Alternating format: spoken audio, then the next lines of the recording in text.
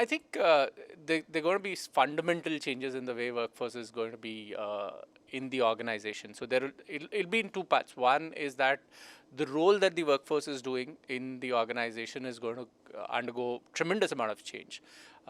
Secondly, what is also going to happen is that the requirements of the workforce from the organization is also going to change. From say job security, compensation, to more flexibility. Even if my job is not secure, I would want to do multiple other things. So organization, the people are going to ask the organization to be able to do something which is completely different from what they've been doing, or as an organization what we've been used to giving to the employees.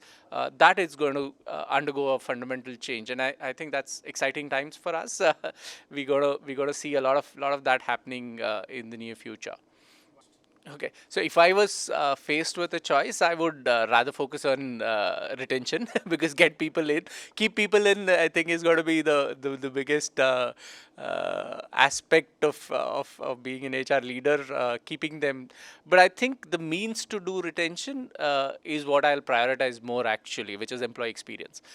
If the experience is right, retention half the job on retention is going to get done by itself. You don't need to put in that effort.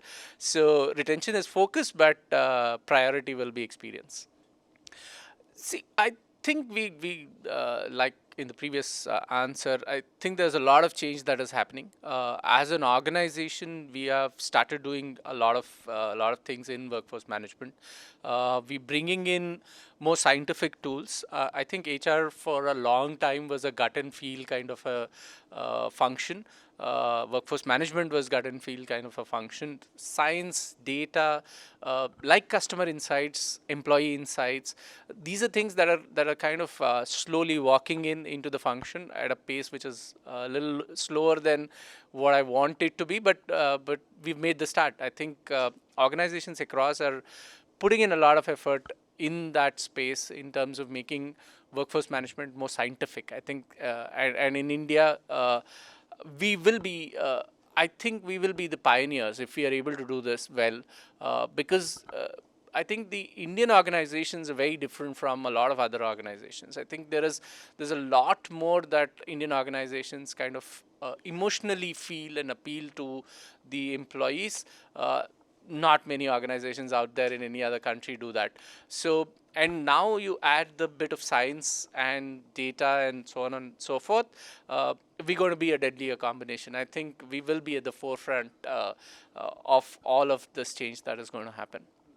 I think it's wonderful to have this event. I definitely, not just because you got me as a speaker, but also because it's an opportunity for people to kind of interact and otherwise where there is a one-sided. I mean, while Zoom and all the other platforms are two-sided, where you can interact, but it generally ends up being one-sided. You're speaking, and the others are listening in. Most of them videos off, doing something else.